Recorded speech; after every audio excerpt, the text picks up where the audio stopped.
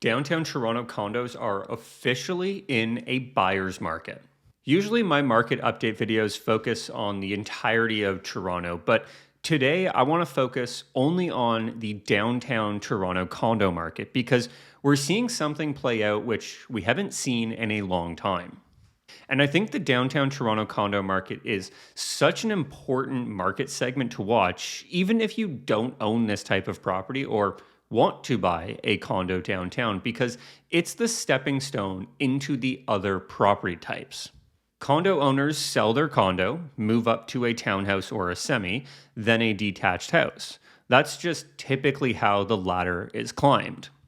But what if we get to a situation where condo owners can't sell their properties in order to move up? Because that's what we're seeing right now. We've been talking with people who own 1 and 2 bedroom condos who are looking to move up into a semi-detached home. But in order to make this trade feasible, they need to sell their condo first. But in this market, that could take a while.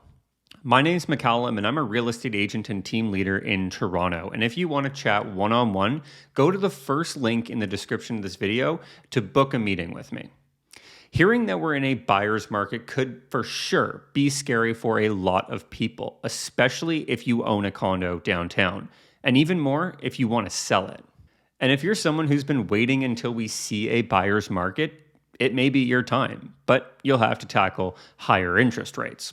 But this video isn't meant to scare anyone. It's meant to share concrete data you may not see anywhere else, so you can make informed decisions.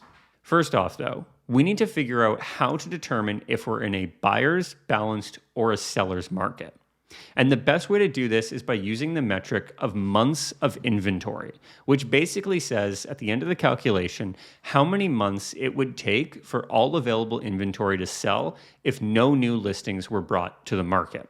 And on your screen to the left, you can see the months of inventory since the beginning of 2023, when we started out with 5.1 months.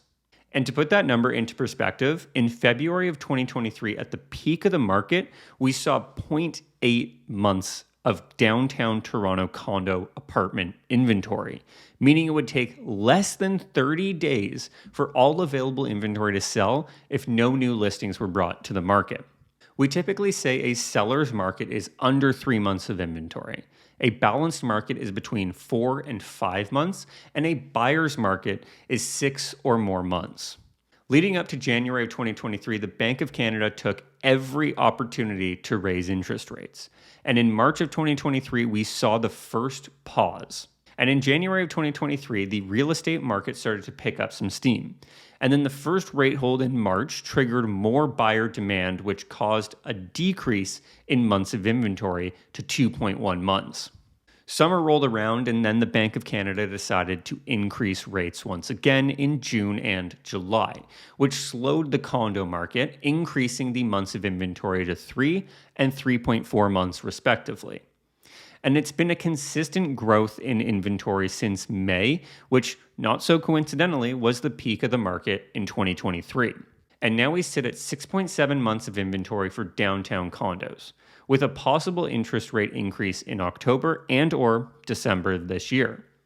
This means that it would take close to 7 months for all available condo apartment inventory downtown to sell if no new listings were brought to the market.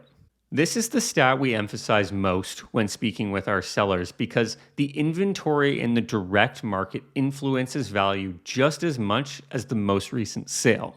If the most recent sale for an identical unit was $600,000, but there's 10 nearly identical suites for a buyer to choose from right now, then the value is going to be dictated by whichever seller is willing to negotiate most. And another quick stat, which I actually don't have a chart for, is the sales to new listings ratio, which is what percentage of new listings sell within the month they're listed. And for downtown Toronto condos, only 20% of units sold in the month they were listed. So put another way, 80% of units don't sell in the month they're listed. There were 1,463 condo apartment units listed in downtown Toronto in September, but only 297 sold that month. If you want to connect, drop down to the first link in the description of this video and book a meeting directly into my calendar at a time that works best for you.